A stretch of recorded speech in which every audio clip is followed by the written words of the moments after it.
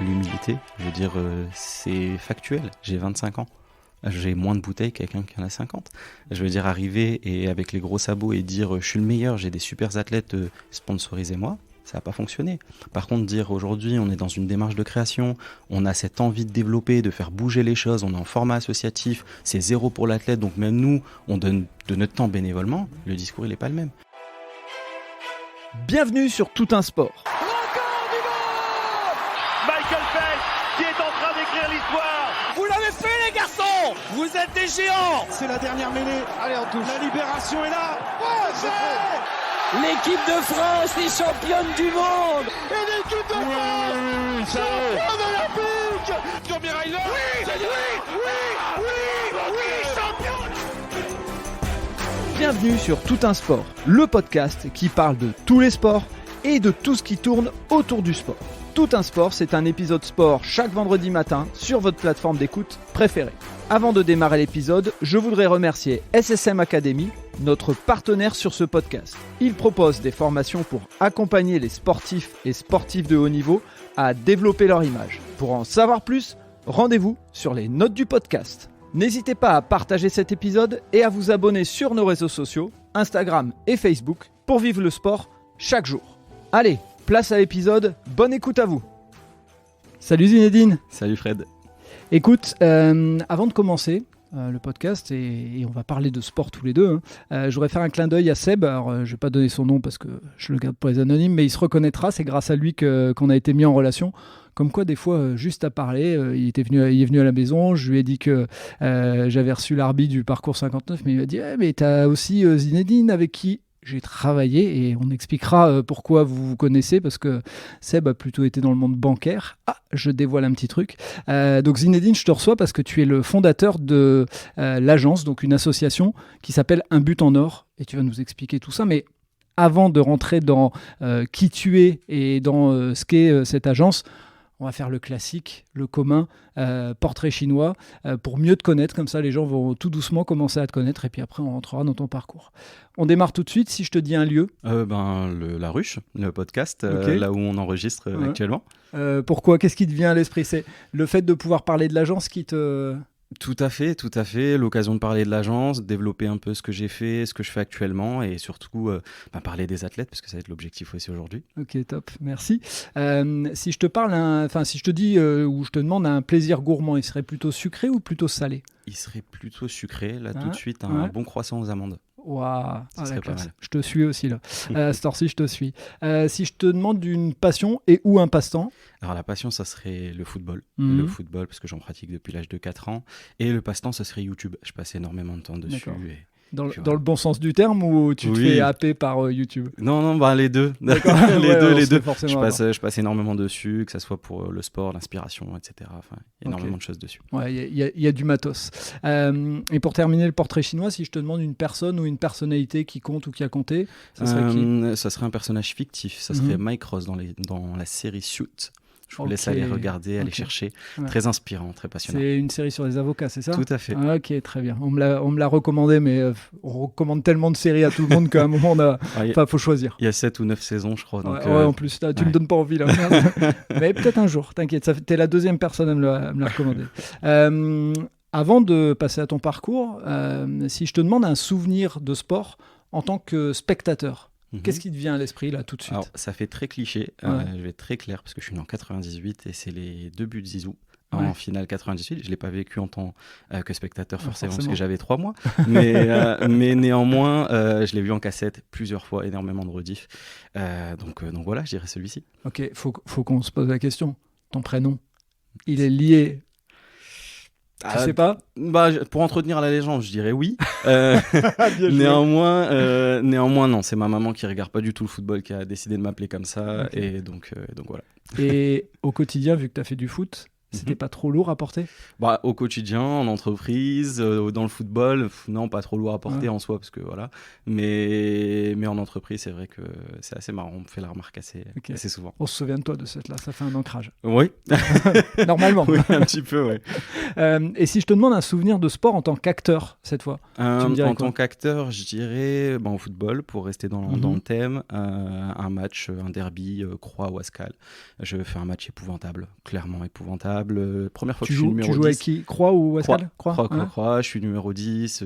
Étonnamment, on m'en avait pas parlé la semaine, je suis numéro 10.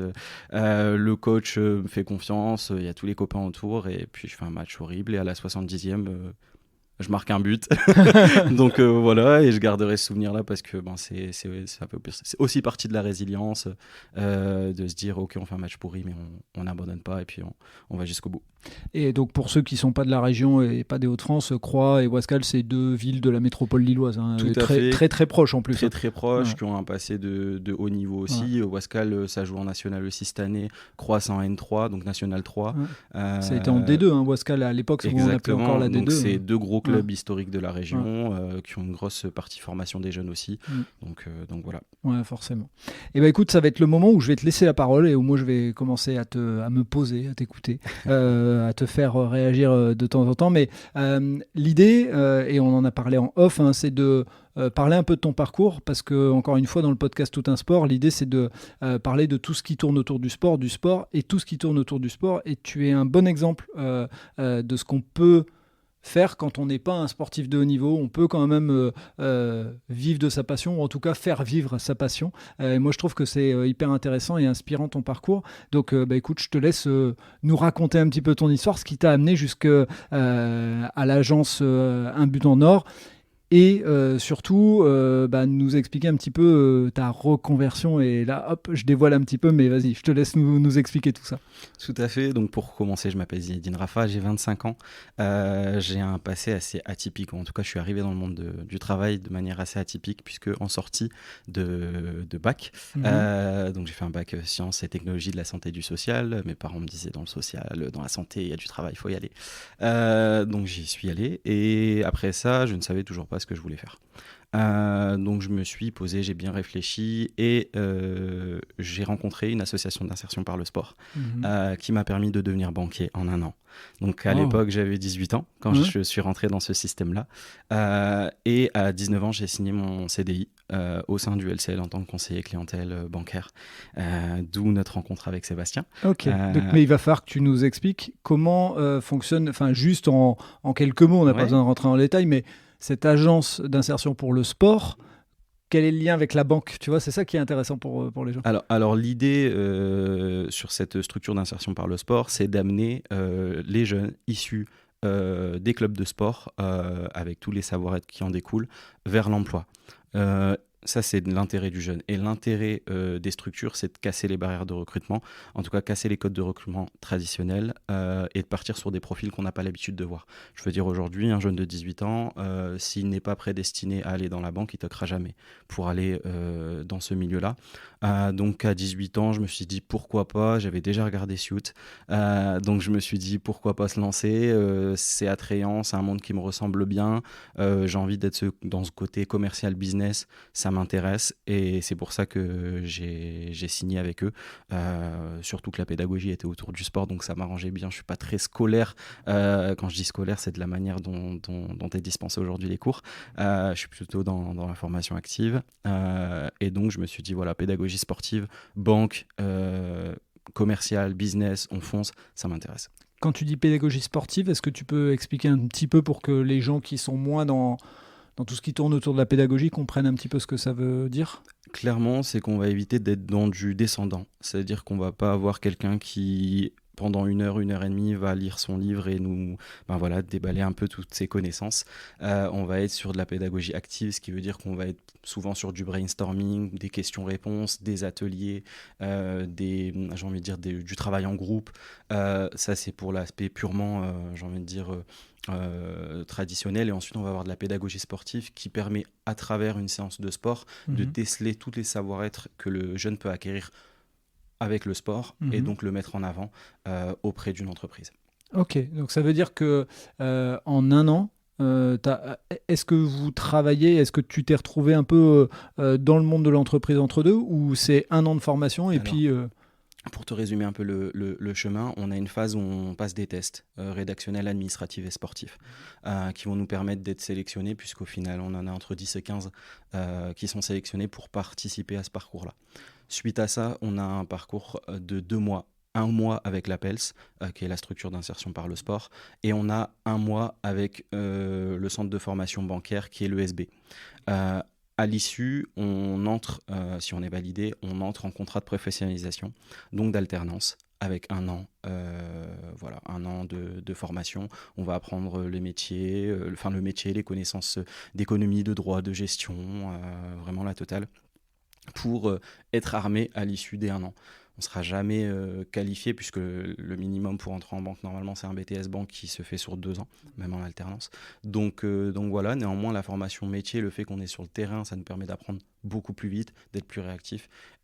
Et le sport nous permet aussi de connecter un maximum de savoir plus rapidement. Qu'est-ce qui était, je ne sais pas si tu le sais, mais qu'est-ce qui était observé sur la partie sport, puisqu'on est dans tout un sport, qu'est-ce qui était observé dans la partie sport qui pouvait faire le lien avec la banque? Parce que moi, je trouve ça hyper intéressant. Alors, on va le prendre à l'envers, c'est-à-dire que quand on prend un sport, il y a énormément de savoir-être qui en découle. On va prendre le basket, par exemple, qui nous permet de travailler la cohésion de groupe. On va prendre la boxe qui va nous permettre de travailler la confiance en soi, le dépassement de soi aussi. On va travailler le tennis, on peut en parler, on va travailler la résilience. Donc, on ne travaille pas sur un métier qui nous permet d'amener des valeurs, mais on travaille sur un sport qui permet d'en découler certaines. Et donc, c'est comme ça qu'aujourd'hui, dans les structures d'insertion par le sport, on va travailler une thématique sportive par rapport à un savoir-être précis. Ok, très bien. Et ensuite, déceler toutes les valeurs par rapport à un jeune. Et toi, par rapport à la banque, il y avait quelque chose qui connectait avec toi. Quand tu as commencé cette formation, tu t'es dit, il y a des choses qui me plaisent. Très cliché, mais j'ai envie de dire le code vestimentaire pour commencer. Ouais, okay. Ça m'intéresse. Encore une fois, tout cet esprit série, business, etc. Donc ça m'intéressait. Donc le code vestimentaire, l'aspect business, commercial, j'en ai parlé tout à l'heure. C'est quelque chose qui m'intéresse, le fait de convaincre, vendre globalement. Et surtout, ce qui était intéressant dans le monde bancaire, c'est d'être conseillé. Et c'est ce que j'ai toujours aimé faire, avoir un avis sur tout et n'importe quoi, convaincre et justement avoir le meilleur conseil pour mes proches dans un premier temps et par la suite pour mes clients. Ok, et pour ceux qui se demandent pourquoi on creuse un petit peu cette partie, on a discuté en off de ce qu'est l'agence Un But en Or, et il y a des liens, et c'est pour ça que c'est important dans la vie de se poser des fois des questions, arriver à un certain âge, de dire quand on a fait un job, qu'est-ce qu'on peut en retirer, etc. Et je suppose encore une fois que c'est un peu ce que tu as fait, mais on en parlera un peu plus.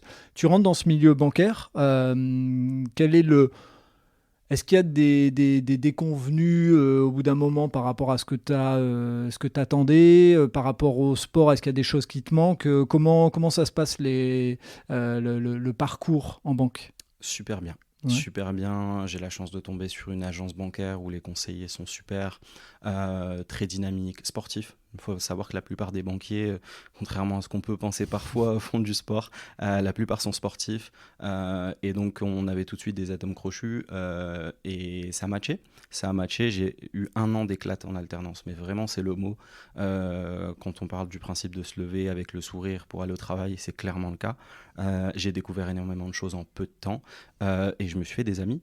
Tout simplement, c'est-à-dire que c'est des collègues, ces personnes-là, je les ai revues et je les revois encore aujourd'hui, c'est des amis, donc pas de déconvenus à court terme. Ensuite, forcément, au fur et à mesure du temps, quand on est dans une entreprise, il y a forcément des déconvenus. Pour moi, c'était aussi cette notion de passer un diplôme. J'ai peut-être été impatient à un moment donné, mais j'ai eu une petite friction par rapport à ça, c'est-à-dire que je voulais passer un diplôme tout de suite, on m'a demandé d'attendre, ça m'a un peu déplu. Peut-être je vais pas dire une erreur de jeunesse, mais peut-être une impatience que je n'aurais ferai pas aujourd'hui. Néanmoins, voilà, ça m'a permis en tout cas de changer d'air, de partir dans une autre entreprise bancaire et de découvrir une autre méthode de fonctionnement aussi. Voilà, donc pas de déconvenue, et à l'issue de cette deuxième expérience professionnelle, donc dans une autre banque, j'ai décidé, virage, de repartir sur quelque chose d'autre, toujours dans la finance, mais j'ai décidé de me concentrer sur quelque chose qui me correspond un peu plus, savoir la partie financière et conseil, donc j'ai décidé de devenir courtier en prêt immobilier. Et on a quelque chose qui est arrivé, qui s'appelle le Covid. Qui est arrivé, Qu'est-ce que c'est? Qui est arrivé en plein les 3 premiers mois de ma prise de poste de courtier en prêt immobilier. Donc ça a mis un petit coup. Le monde a été chamboulé, le monde de la finance, notamment sur les financements, a été chamboulé. Notamment les maisons, l'immobilier, clairement ça... Tout à fait, donc difficile. Qu'est-ce qui t'amène à un moment à avoir cette idée de création de cette association, l'agence pour... un but en or, pardon. Qu'est-ce qui t'amène à l'imaginer? Et puis, tu vas nous expliquer après en quoi elle consiste, forcément. Tout d'abord, la volonté de créer quelque chose. J'ai toujours eu cette notion ou cette envie de devenir entrepreneur depuis tout petit, mais vraiment depuis tout petit. Et j'ai eu un constat en accompagnant énormément de jeunes sportifs et en côtoyant énormément le monde du sport, d'accompagner les sportifs sur plusieurs champs, on va y revenir tout à l'heure, mais j'ai eu cette volonté d'accompagner. Et je me suis dit, t'es footballeur, tu te débrouilles pas mal, même si t'as pas un niveau exceptionnel, donc tu feras pas carrière dedans. Comment tu peux garder cette connexion avec le milieu sportif au-delà des acteurs de ce sport-là, en tout cas sur le terrain? Est venue l'agence But en Or. Accompagner des sportifs sur différentes étapes extra-sportives dans un premier temps, et cette envie de me rapprocher du milieu du sport en tout cas, et de ne pas déconnecter avec ce secteur-là. Ok, on va faire une petite parenthèse, mais c'est une toute petite dans le podcast, c'est que on est un peu dans dans le parallèle que je peux faire avec mon autre podcast, allez vas-y, c'est qu'aujourd'hui on a tendance à penser que entrepreneur égale je suis pas salarié. Tu es salarié d'une autre structure et tu décides d'entreprendre. Et c'est ça qu'il faut garder en tête. C'est le plus important dans le fait de dire je suis entrepreneur, c'est d'abord d'entreprendre. Et toi, c'était ta volonté, ça c'est la première chose. Et deuxième chose, tu crées une association tout en étant salarié. Et ça, c'est important aussi. Ça veut dire qu'il ne faut pas se mettre de barrière. Tu peux être salarié, créer une association, et c'est une forme d'entreprise, entre guillemets, c'est le fait d'entreprendre. On méprend un peu tous ces mots, et c'était important pour moi de faire la parenthèse et de bien expliquer, de bien insister sur le fait que ton agence, tu l'as créée en étant salarié, et c'est une association, et c'est, entre guillemets, facile à faire. Enfin, entre guillemets, je dis facile parce que il y a toutes les démarches à faire quand même, mais c'est beaucoup plus simple et tu peux le faire en étant salarié. Le plus difficile, c'est de se lancer, clairement, et la barrière, elle est psychologique. Je veux dire, à partir du moment où on a des démarches simplifiées sur Internet pour créer son asso, et qu'en 3 clics, elle est faite, et qu'en 15 jours, 3 semaines, vous avez l'accord pour la validation, je veux dire, voilà, faut juste avoir un projet qui tient la route. Un But en Or, depuis 1 an, ça a évolué 10 fois. Il y a eu énormément de changements, non pas dans le fond, mais sur la forme. On a ajouté des notions d'accompagnement, on a ajouté de l'événementiel, on s'est dit, voilà, on s'est entouré, puisqu'au début j'étais tout seul, on s'est entouré, donc voilà, on a cette notion de se dire c'est simple, parce que le format est simple, l'envie est simple, le plus dur c'est de se dire on y va, et oui, tout à fait, on peut le faire tout en étant salarié et avoir une sécurité de l'emploi à côté. Alors, maintenant que les gens ils ont écouté depuis une quinzaine de minutes, c'est quoi l'agence Un But en Or ? Alors, l'agence But en Or, c'est une structure donc associative qui a pour but d'accompagner les sportifs sur le plan et sur leur carrière extra-sportive. En d'autres termes, ce que ça veut dire, c'est qu'on va accompagner les sportifs de haut niveau ou espoir sur l'emploi, la construction d'un projet professionnel compatible avec la carrière de l'athlète ou post-carrière, se poser tout de suite les bonnes questions de on fait quoi après. On va avoir un travail sur le sponsoring, que ce soit sur la rédaction d'un dossier de sponsoring, mais également sur l'accompagnement à la recherche de sponsors. On va avoir un travail sur, j'ai envie de dire, la gestion d'image et l'identité numérique, bien utiliser ces réseaux pour parvenir, j'ai envie de dire, à ses fins. On a un esprit de formation aussi. C'est-à-dire qu'on va former les athlètes sur la prise de parole en public, on va les former justement à savoir pitcher, savoir créer son histoire et savoir, j'ai envie de dire, la dispenser. Donc c'est ce qu'on peut réaliser au sein de l'agence But en Or aujourd'hui. Ok, quand tu dis on, ça veut dire que toi tu y participes, et est-ce qu'il y a d'autres intervenants? Et justement, si tu veux en citer certains, il n'y a pas de problème, au contraire, tu peux leur faire un petit clin d'œil. Tout à fait. Alors, j'ai commencé à créer la structure il y a 1 an et avec j'ai envie de dire toute la partie, d'ailleurs la partie santé qui est importante et que j'ai oublié de mentionner, mais voilà, je me suis dit, il faut que je m'entoure. On a 5 thèmes. Je peux pas faire l'intégralité des thèmes tout seul. Et je me sens pas légitime, par exemple, de donner des conseils santé à un athlète professionnel. Donc, il faut que je m'entoure. Donc, aujourd'hui, j'ai par pôle une personne responsable qui travaille pour nous dans un premier temps de manière bénévole. Donc c'est pour ça que je les remercie. Et sur la partie santé, par exemple, on va avoir Nordine Taftaf, qui est interne en médecine et aussi entrepreneur. Sur la partie préparation mentale des athlètes, on va avoir aussi Raphaël de Mental In, Raphaël Pouy, qui fait un travail exceptionnel avec les athlètes. Et on va avoir aussi des partenaires qui gravitent hors entreprise, que je ne prendrai pas le temps de citer aujourd'hui, mais qui nous accompagnent et on est très fiers de les avoir. Et à chaque fois, on va avoir des professionnels, voilà, sur l'emploi, on a quelqu'un, sur le juridique, on a quelqu'un, vraiment sur tous les champs. Donc on est entre 7 et 8 personnes aujourd'hui au sein de l'association. Tous sont bénévoles, moi y compris. Et l'idée, c'est vraiment de développer un maximum, j'ai envie de dire, de services pour les athlètes pour pouvoir, par la suite, permettre à ces professionnels-là d'être rémunérés. Donc je suis un athlète espoir ou en tout cas sportif de haut niveau comme on appelle, hein. Moi je rappelle aussi que sportif de haut niveau, ça veut pas dire je gagne des millions, hein. Enfin, je le répète très souvent et il y a des invités qui l'expliquent, qui font du sport de très haut niveau, qui sont peut-être même des fois qui gagnent une manche de Coupe du Monde ou autre, qui sont même champions du monde et qui gagnent pas beaucoup d'argent. Donc la question elle est, donc je suis athlète et je veux être accompagné par ton agence. Comment ça marche ? Alors, comment ça marche ? Simplement un contact. Un contact, on a un site internet, une adresse mail, donc agencebutenor.fr. Donc, il y a l'adresse de contact, vous me contactez. Et l'idée, c'est d'étudier comment on peut vous accompagner. On choisit les athlètes avec qui on travaille. Pourquoi ? Parce qu'aujourd'hui, on a des athlètes qui ont un superbe accompagnement, qui sont à l'INSEP, ou alors dans des camps ou des clubs ultra infrastructurés. Quel accompagnement je peux leur proposer ? C'est la question qu'il faut se poser. L'agence But en Or, c'est pas d'amasser un maximum d'athlètes pour se dire voilà, on a une puissance de 100 athlètes, c'est génial. Non, c'est quel accompagnement on peut te proposer. J'ai refusé des athlètes tout simplement parce que on a mis le doigt sur les accompagnements qu'on proposait et on n'est pas connecté. Pour ceux qui ont besoin, tu as reçu le capitaine de l'équipe de France de hockey sur gazon. On a Victor Charlet. Tout à fait. On a une personne qui est en équipe de France féminine d'hockey sur gazon, là où la médiatisation est encore moindre.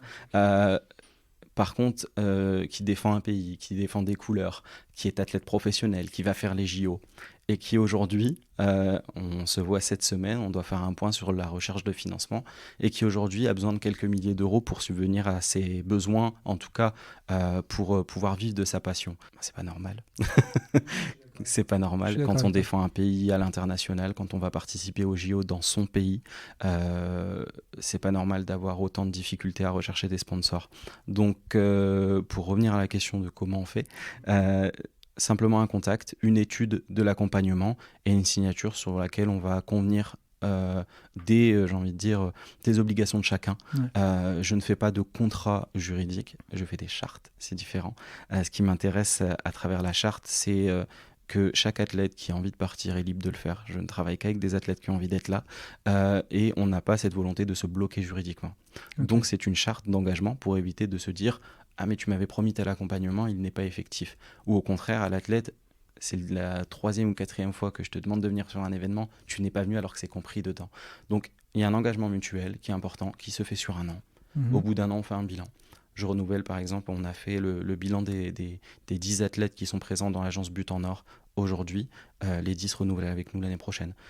Donc c'est une preuve de confiance et voilà comment ça fonctionne. Est-ce que tu veux, et tu es libre de ne pas le faire, hein, mais est-ce que tu veux faire un clin d'œil aux athlètes qui te font confiance, enfin, ils font confiance à l'agence? Tout à fait, on Tu va peux le y faire. aller et citer les sports, hein, au moins, oui. tu vois, ça donne un peu aussi une mise en perspective, on va dire. Tout à fait. Alors l'idée, c'était aussi, pour résumer, c'était de partir sur un athlète, un sport.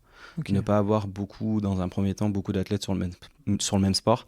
Déjà pour les athlètes, se sentir unique, c'est important, mais aussi dans la recherche de partenaires entreprises, de dire nous, le référent boxe chez nous, c'est un tel. Okay.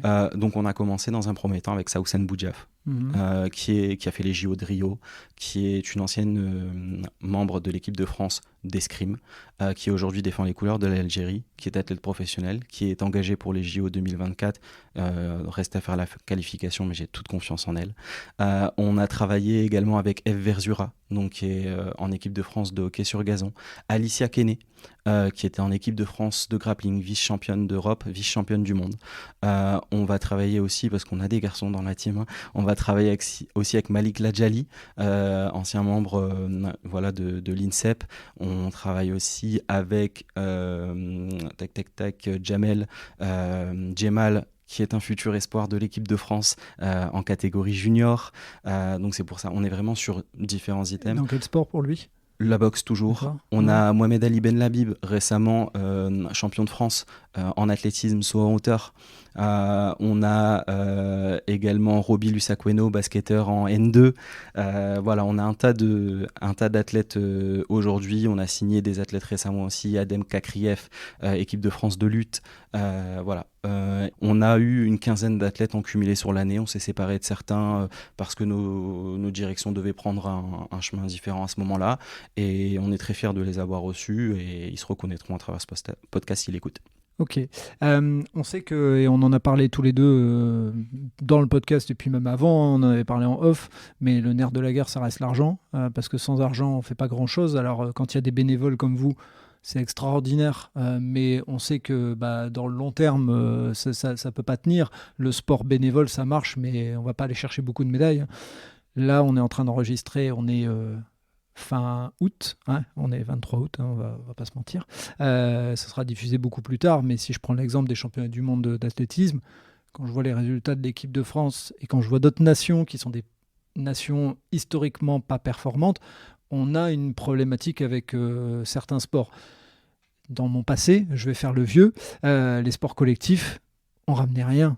Enfin, franchement, que ce soit foot, basket, hand, on ramenait rien. Puis tout d'un coup, il y a eu un déclenchement.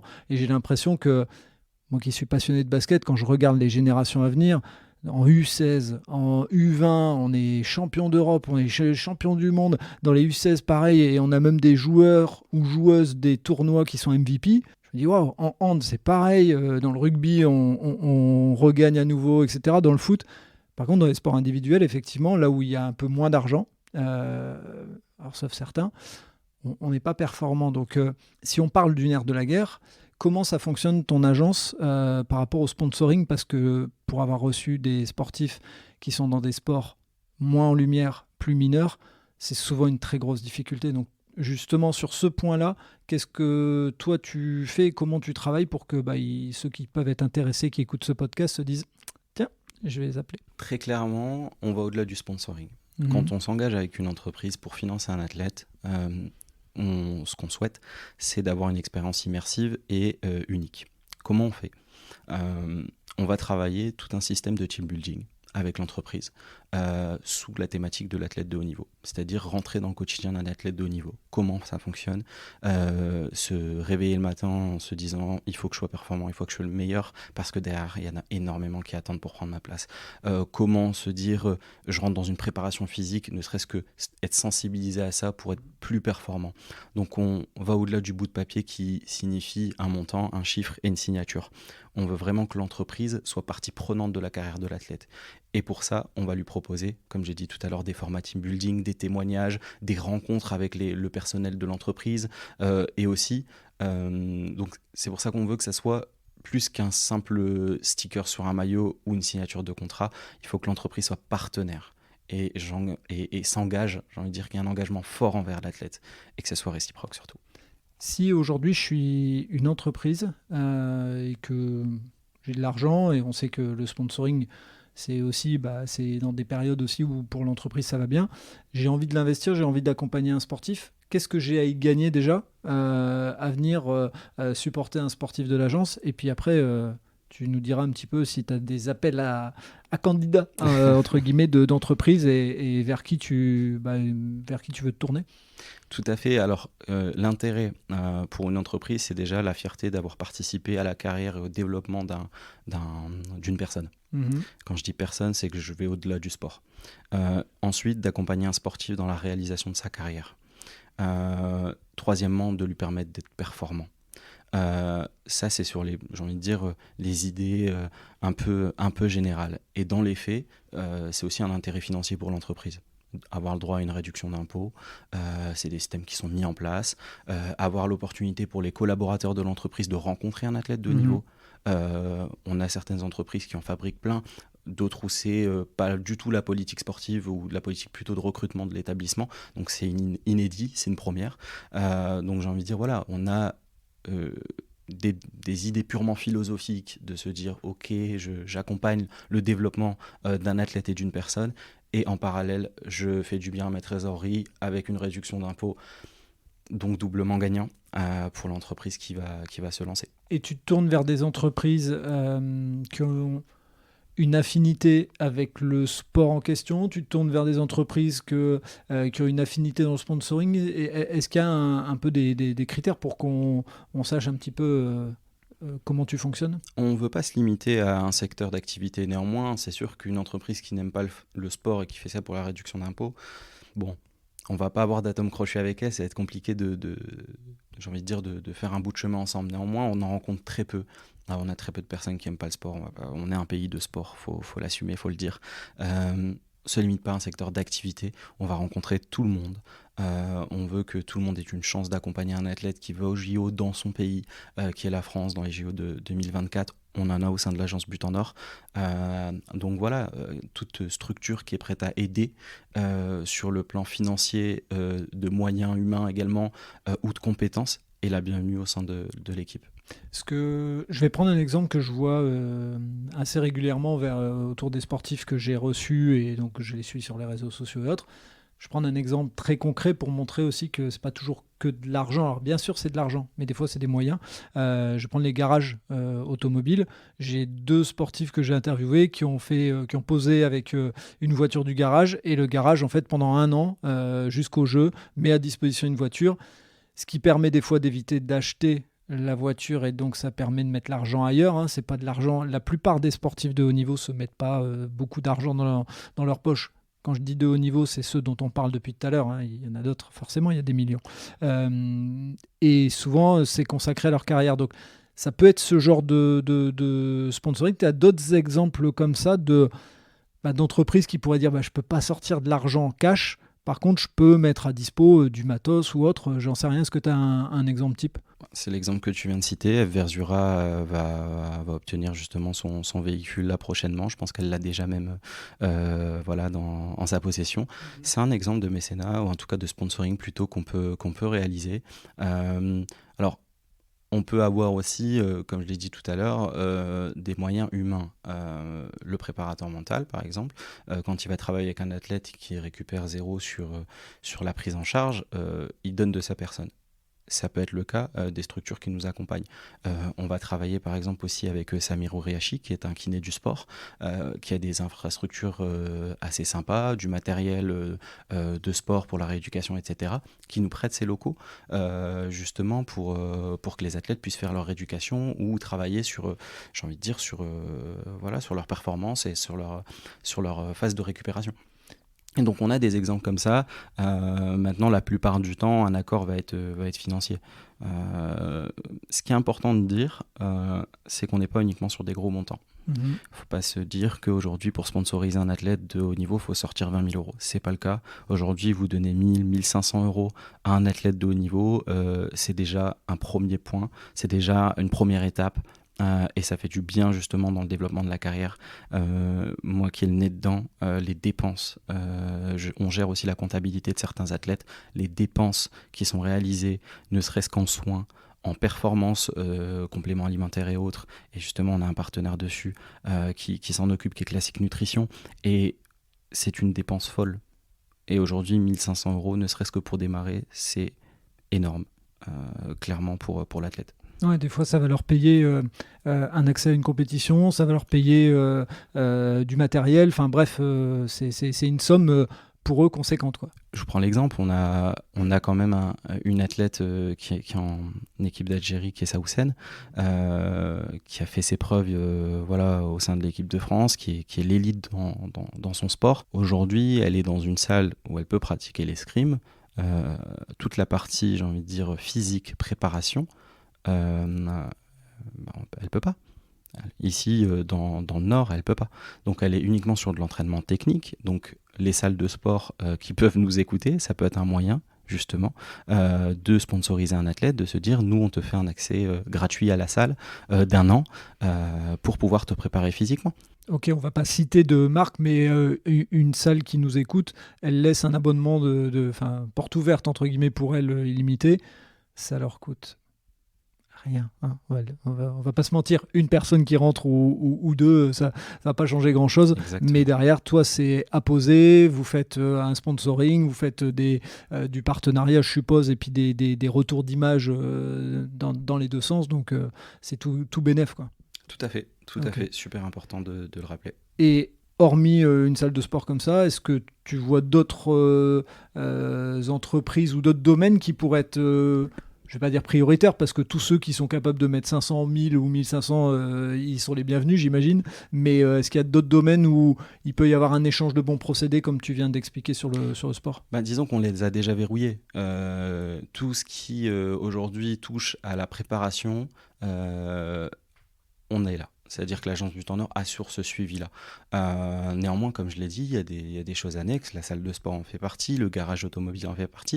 Et ça, aujourd'hui, on est en recherche pour les athlètes. Parce que même si une structure va nous faire confiance, on a 10 athlètes derrière qui attendent. On n'en a pas un. Et 10 athlètes qui ont des besoins. Ça peut être le cas, je vous prends l'exemple, on a aujourd'hui un réseau de trains en France. Ça peut être le cas d'offrir une carte de déplacement à un athlète qui doit faire, et on en a par exemple dans l'équipe qui font Nancy-Roubaix plusieurs fois par semaine. Ouais. On a des athlètes... Pas la meilleure ligne du monde, ça, Nancy-Roubaix, c'est clair. donc clairement, on a des athlètes qui vont à l'INSEP, on a des déplacements réguliers. Aujourd'hui, ADEM, je parlais avec son club de lutte à Roubaix, c'est le club de lutte qui paye les déplacements. Une association sportive roubaisienne. Mm-hmm. On n'a pas moyen limité. Je veux dire, aujourd'hui, il y a aussi une prise de position qui doit être faite de la part des entreprises du territoire pour sponsoriser un athlète. Et je pense que ça doit rentrer dans les mœurs de se dire je m'engage pour les athlètes de mon territoire. Ça, c'est super important. Ok. Par rapport aux athlètes, est-ce que tu as des exemples ou des feedbacks de leur part sur des choses qui les ont allégés aujourd'hui? C'était peut-être expliquer que si toi tu fais le sponsoring, avant c'était eux qui le faisaient tout seuls. Il y a beaucoup d'athlètes aujourd'hui, malheureusement, qui sont obligés et qui font, en plus de leurs entraînements, en plus de souvent un job, parce qu'ils n'ont pas le choix, ils font en plus le sponsoring, ça fait beaucoup. Donc, est-ce que tu peux donner 2-3 exemples de ce que tu as permis d'alléger chez les sportifs ? Au-delà du financier, c'est de leur donner la connexion à un réseau qu'ils n'avaient pas forcément. Parce qu'aujourd'hui, dans toute structure, au-delà du sport, le plus important, c'est le réseau. C'est de leur donner accès à un réseau. Ensuite, leur donner accès à des compétences. On se dit souvent, va pas pêcher pour moi, mais apprends-moi à pêcher. C'est ce que j'apprends, en tout cas aux athlètes. C'est aller rechercher tout seul un partenaire. J'ai cette approche assez personnelle et intime avec les athlètes où je peux leur permettre de me dire certaines choses assez facilement. Et je leur dis clairement, lors d'un événement, je vais vous ramener un tel et un tel, je vais vous présenter et je pars. Parce que c'est à vous d'apprendre comment gérer ce relationnel avec l'entreprise. Néanmoins, sur la phase de formation, je vais leur apprendre à aller vers. Donc on a le réseau, les compétences aujourd'hui qu'on apprend, et c'est surtout un accompagnement qui est gratuit. Aujourd'hui, je leur propose une aide gratuite. C'est clair que c'est rare. C'est rare. C'est au-delà d'être Au-delà rare. d'être gratuite, tu leur apportes des choses, donc Tout elle à est fait. même hyper gagnante pour eux. Tout à fait. Et dans un sens, c'était gagnant pour moi aussi. Parce que sûr. quand je lance un projet, avoir Saoussen Boudjaf, avoir Alicia Kene, avoir Eve Verzura qui me font confiance au bout de 2 mois d'activité, qui ne me connaissent pas, qu'il n'y a aucun média qui s'intéresse à l'agence But en Or, puisqu'elle a été créée il y a 2 mois, je les remercie. Et c'est ma façon aussi de se dire, vous m'avez fait confiance, aujourd'hui on est sur l'année 2, on a des partenaires qui nous font confiance, qui renouvellent leur partenariat, et ça sera toujours 0. Parce que vous m'avez fait confiance et je suis dans cette démarche associative-là aussi. Aujourd'hui, c'est aussi de sensibiliser. Je fais un appel et un petit aparté. Je sensibilise les communes aujourd'hui également. On prend l'exemple de Roubaix. On est en discussion aussi pour des projets divers sur le sport et pour les athlètes roubaisiens. Et je pense que chaque commune aujourd'hui qui ont des athlètes dans leur, j'ai envie de dire, dans leur commune en tant qu'habitants, se doit de les accompagner. Et j'ai envie de dire, profiter bien sûr du rayonnement de l'athlète, mais pas uniquement en les invitant à l'hôtel de ville, mais en mettant les moyens financiers, humains, pour les accompagner. Ou matériel, même déjà. Matériel. Rien que ça sera déjà pas mal. Tout à fait. On va bientôt terminer, mais avant de terminer, tu es encore très jeune. Comment on fait pour s'imposer dans un milieu où, c'est pas évident. Des fois, on sait malheureusement encore aujourd'hui en France, quand on a l'étiquette, on est jeune, on dit t'as pas d'expérience. Et puis des fois, quand on est trop vieux, on dit t'as trop d'expérience, je t'écoute plus. Enfin voilà, il y a jamais de bons trucs. Comment toi justement t'as réussi? Comment ça peut inspirer aussi un jeune qui aurait envie de dire j'ai envie de faire comme toi? L'humilité, je veux dire, c'est factuel. J'ai 25 ans. J'ai moins de bouteilles que quelqu'un qui en a 50. Je veux dire, arriver et avec les gros sabots et dire je suis le meilleur, j'ai des super athlètes, sponsorisez-moi, ça n'a pas fonctionné. Par contre, dire aujourd'hui on est dans une démarche de création, on a cette envie de développer, de faire bouger les choses, on est en format associatif, c'est 0 pour l'athlète, donc même nous, on donne de notre temps bénévolement, le discours il n'est pas le même. Je discutais avec un agent très réputé, un ancien joueur de football récemment. On se connaît pas, on s'appelle au sujet d'un athlète, clairement c'est ok, on est peut-être concurrent sur un certain point parce que voilà, néanmoins tu me donnes envie de t'aider. Et c'est cette partie-là qui est importante, c'est l'humilité et de se dire on a tout à apprendre, chaque jour j'apprends des choses de mes athlètes mais aussi des sponsors et des partenaires qui nous entourent, donc voilà, je resterai sur ce terme-là. Top. C'est une super leçon de vie. Avant de terminer, là on est au mois de juillet, au mois d'août, pardon. Oula, j'aimerais bien être au mois de juillet. En fait, je vais bientôt partir en vacances. Non, je plaisante, c'est fini. Donc on est au mois d'août, ça va être diffusé aux alentours du mois de novembre, quelque chose comme ça. C'est quoi l'avenir pour l'agence et c'est quoi on va dire les quelques objectifs, et puis bon, les appels, on les a fait, il y a pas de problème, ça, j'espère que les gens, ils ont bien entendu les entrepreneurs, mais ou les entreprises et les financiers, les financeurs, ce serait quoi les trucs là que tu as en tête? Pour l'année 2023-2024, c'est doubler le nombre d'athlètes, à minima. Donc à minima, arriver en juillet prochain avec 20 athlètes. C'est vraiment le minimum et trier sur le volet. Encore une fois, d'avoir toujours plus de sponsors et de partenaires qui travaillent avec nous. Au fur et à mesure, l'idée de l'agence, c'est de développer le team building au sein des entreprises. Okay. Ça va être un de nos axes forts de l'année en cours, développer la com également autour de nos projets. Et sur, j'ai envie de dire, l'approche JO, d'aller dans les écoles, d'aller voir les gens, de sensibiliser sur les réseaux et participer à cet engouement qu'est les JO, parce que je ne sais pas pour toi, mais moi je le sens pas si fort que ça à l'instant T. Ça me gêne un petit peu. C'est en France, c'est exceptionnel, c'est assez rare. On a des athlètes qui peuvent faire quelque chose. Donc le job de l'agence, ça va être de sensibiliser à l'échelle régionale dans un premier temps les gens aux JO. En participant à des rencontres sportives avec les athlètes de la team et de permettre aux athlètes du coup de transmettre un maximum de savoir. C'est pour ça que quand tu disais tout à l'heure on est un pays de sport, oui et non en même temps, pour avoir discuté avec Nelson Montfort dans une de ses conférences, effectivement, on est un pays de spectateurs de sport. Quand ça gagne, on est là, on sort. Mais dans la profondeur, il y a des pays européens pas loin de nous, des voisins qui ont le sport en eux. Et je pense qu'on a une problématique, et tu as raison, d'éducation autour de ça. Je dirais que là, j'en vois deux. J'en vois une autour de l'entrepreneuriat. Tiens, j'ai fait 2 podcasts sur l'entrepreneuriat et sur le sport. Mais je pense que on a ce souci-là, effectivement, d'éducation, et je trouve génial ce que tu proposes, parce qu'en fait, le sport, et il y a des pays où ils disent c'est de la santé publique. Donc, pour être bon à l'école, il faut que tu sois bon en sport. Et quand bon, c'est tu en pratiques déjà, et tu comprends la logique. Et nous, aujourd'hui, le sport à l'école, je ne vais pas en parler, parce que là, sinon, on pourrait faire un podcast complet, mais voilà. Mais vraiment, je trouve que rien que sensibiliser à la démarche, expliquer ce que c'est un athlète de haut niveau, de montrer que ces athlètes-là, ils le font pas pour le pognon, sinon ils le feraient pas, parce que vu ce qu'ils gagnent, ils en chient. Voilà, je le dis volontairement. Donc merci de faire ça, parce que c'est un truc qui me tient à cœur aussi. Donc je suis très content qu'il y ait d'autres personnes qui prennent le bâton de pèlerin. Avant de terminer, qu'est-ce qu'on peut te souhaiter ? Que du bonheur, de la réussite au sein de l'agence, et surtout une performance de la part de mes athlètes au JO 2024. Top, on va croiser les doigts et on va toucher du bois. Merci beaucoup. Merci à toi. Et voilà, c'est le coup de sifflet final. Fin de l'épisode. J'espère que vous avez apprécié cet échange, et pour en savoir plus, rendez-vous sur les notes du podcast. Si vous avez aimé cet épisode, n'hésitez pas à vous abonner, et surtout à laisser un commentaire et une note sur Apple Podcast, ou mettez 5 étoiles sur Spotify, ça aide à faire connaître le podcast. Vous aimez les podcasts ? Découvrez Allez Vas-y, notre podcast qui met en avant les personnes qui passent à l'action. Et n'oubliez pas, allez jeter un œil sur notre nouveau projet, Votre Histoire est un cadeau, sur Instagram ou Facebook. Je vous donne rendez-vous vendredi matin pour un prochain épisode de Tout un sport, et à très vite sur nos réseaux sociaux.